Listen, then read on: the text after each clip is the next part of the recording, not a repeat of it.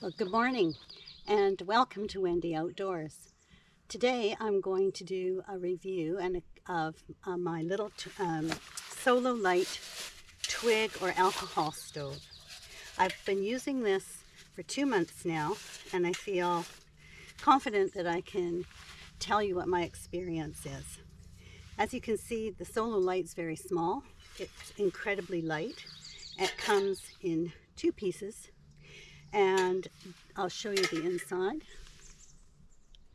There's a nice grate at the bottom and there's air holes around the base which provide good circulation for the air to come through and burn efficiently. Then this little ring just holds the pot on the top, and that's all there is to it. So I have worked with this both as an alcohol stove and as a twig stove. I purchased the alcohol burner separately, and I am very, very glad I did because I find it easy to use, it's efficient, and I use methyl alcohol. So today I'm going to do a comparison. I'm going to cook a small pancake with each fuel source, and I'm also going to do a boil to make some boil of water, and I'm going to do one with the alcohol and one with the twig. And in all fairness, I'm going to measure the time from the time I actually get a fire going in the little stove. But I have learned from experience that the important thing with the twigs is that they're very small.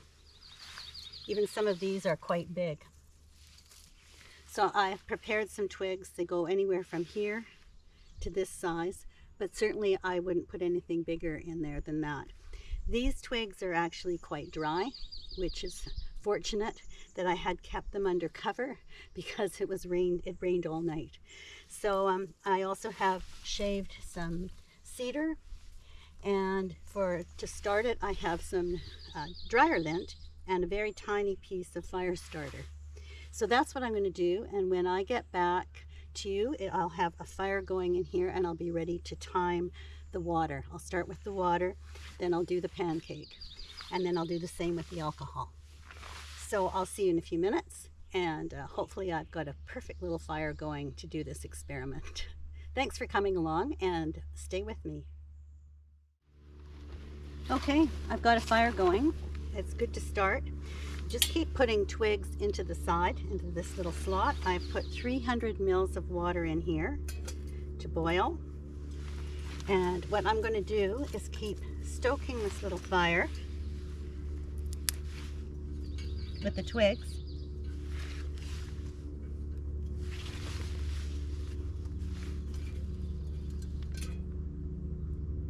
Okay.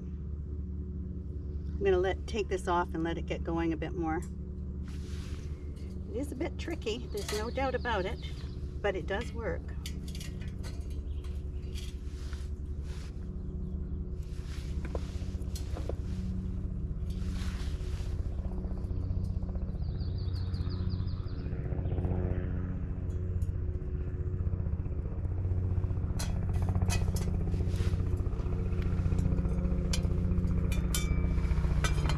All right, so I'm going to start the timer from this point, and I'll get back to you when I feel I've got a boil. I'm going to have to keep stoking the twigs in, but we'll see how long it takes to basically boil a cup of water.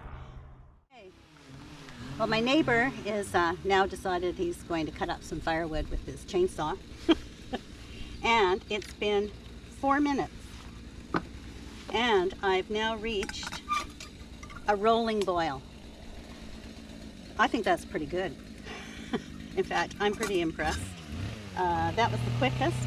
But as I've worked with this little stove, I've found the size of the twigs is the ultimate importance. So I'm going to take this off now, and I'm going to cook a small pancake. I've mixed up my batter, and I've put a bit of oil in this little frying pan. I'm going to heat that up. Find the right balance here. All right.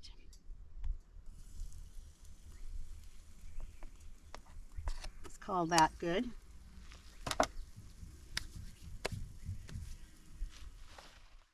I'm not really timing this.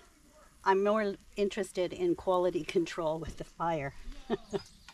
So that's is it a burn pancake or is it a perfect pancake?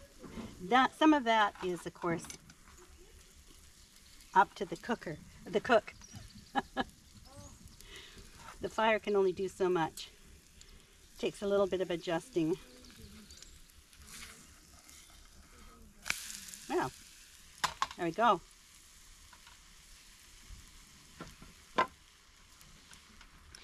Gotta make sure it's cooked through. Everybody hates it. A pancake that's raw in the middle. I do anyway. I don't know that I need to put any more in. I'm going to try a little bit. All right. I think that's done. So I think that actually worked really well. I was impressed that it only took 4 minutes, but you do have to make sure that you've got your fire going really well and you have a good supply of dry twigs, and you cut them or break them up really small. So now I'll just let that burn down, but there you go. I think that's a perfect pancake. So after this cools down, we'll start the same process and we'll do it with the alcohol, and we'll talk about a few pros and cons of each way of cooking with this very versatile little stove. Okay, we're going to start the same process, but this time with the alcohol burner, which I said I did buy as a separate piece. And I've got the lid on really nice and tight.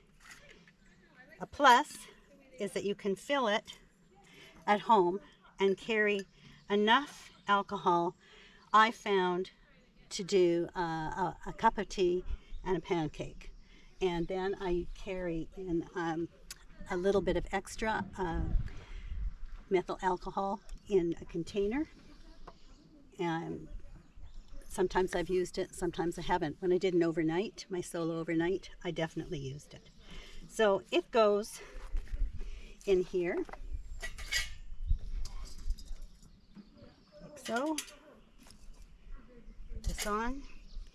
And I just noticed that I have dumped out the ash that was left after the twig burn, and I poured some water on it, but there was very, very little left. It's very efficient, and I rushed it in order to carry on doing this. But when I've used it as a twig before, if you just let it burn, all that's left is a bit of ash. I actually have a few remnants of the sticks in there. But no, it burns very efficiently. So you just light this. I like the methyl alcohol because it doesn't burn with a lot of black smoke. Isopropyl alcohol definitely does. And you can hardly see it. So I'm going to put 300 mils of water on again. And I'm quite sure this will take longer. But there's pros and cons to everything. So I'll get back to you when I start the timing. Right now, 10:12. Okay, and we'll see where we go from there. We're reaching a full boil, and it's been 6 minutes. So that's actually not too bad at all. So we'll just take this off.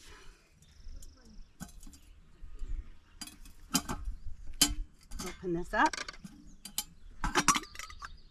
All right, 6 minutes. So we've still got lots of alcohol in there. So I'm going to put the frying pan on to heat up. And move this boiling hot water out the way.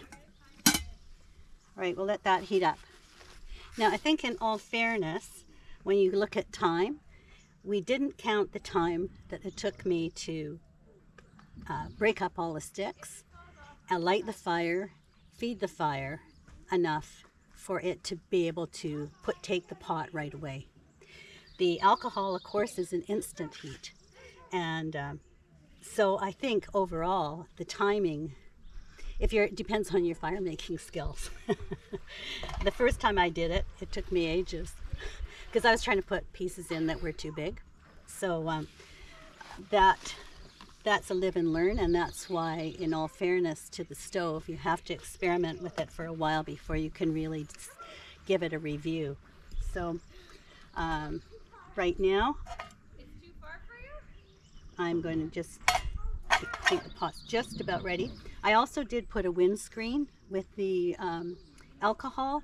It burnt out in about a minute in. I had to relight it just because there was a little breeze came up off the lake.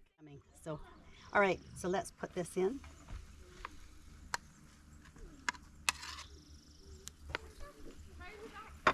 And we'll see how it goes.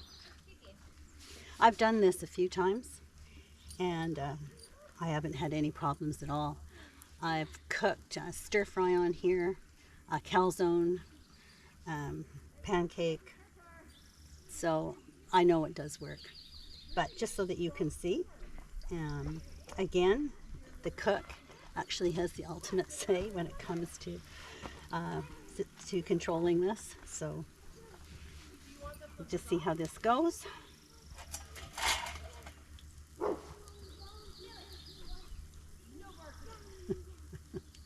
Kids in the water. That's what summer's all about up here at a cabin, right? I know my grandkids love it.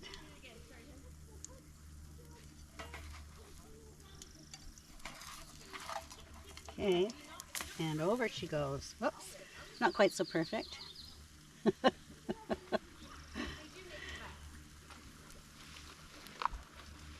Comes the dog, because he smells the pancakes. I think that's just about it. Now, what you do with this is to take this off. Oh, and there's still lots of alcohol in there. This is the lid for putting this out.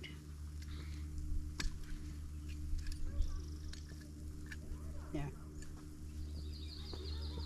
Pop it in like this. It takes a couple of minutes.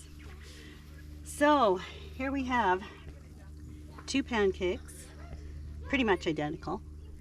So no difference in the quality of the cook.